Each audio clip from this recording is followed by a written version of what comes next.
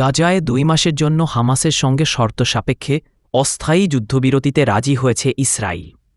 সামাজিক লোকগত মাধ্যমে এই ঘোষণা দিয়ে মার্কিন প্রেসিডেন্ট বলেন, এ সময়ের মধ্যে স্থায়ী শান্তির লক্ষ্যে সর্বপক্ষের সঙ্গে কাজ করবে ওয়াশিংটন। তবে স্থায়ী যুদ্ধবিরতির নিশ্চয়তা ছাড়া কোনো চুক্তিতে রাজি নয় হামাস। এদিকে যুদ্ধবিরতি হলেও তা বাস্তবায়ন নিয়ে গতবারের মতোই সংশয় গাজাবাসী।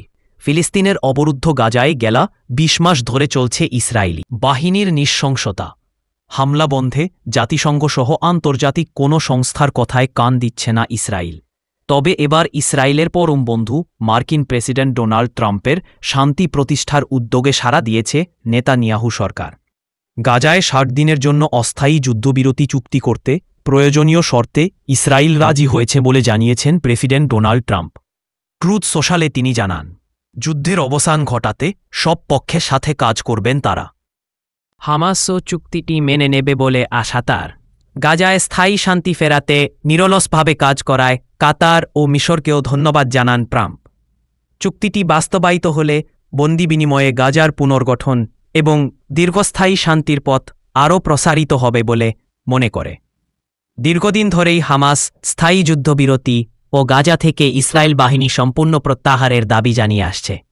তাই ট্রাম্পের নতুন যুদ্ধবিরতি প্রস্তাবের শর্ত হামাস মানবে কিনা তা স্পষ্ট নয়। এদিকে যুদ্ধবিরতি এবং বন্দি বিনিময় চুক্তির আলোচনা দ্রুত এগিয়ে না নিলে গাজাকে ধুলি মিশিয়ে দেওয়ার হুমকি দিয়েছে ইসরায়েল। অন্যদিকে ওমান ও মিশরের আশা দ্রুত যুদ্ধবিরতি কার্যকর হবে। অবশ্যই দুপক্ষে দ্রুত সিদ্ধান্ত নিতে হবে। 60 দিনের শান্তি চুক্তিতে পৌঁছানোর এই সুযোগ পরবর্তীতে শান্তি বজায় রাখতে আলোচনার ভালো সুযোগ তৈরি করবে। যুদ্ধবিরতির চুক্তির দুয়ারপ্রান্তে দাঁড়িয়েও গাজায় দেখা দিয়েছে আরও একটি রক্তাক্ত দিন। উত্তর ও দক্ষিণ গাজায় ইসরায়েলের হামলায় প্রাণ গেছে আরও কমপক্ষে 109 ফিলিস্তিনির।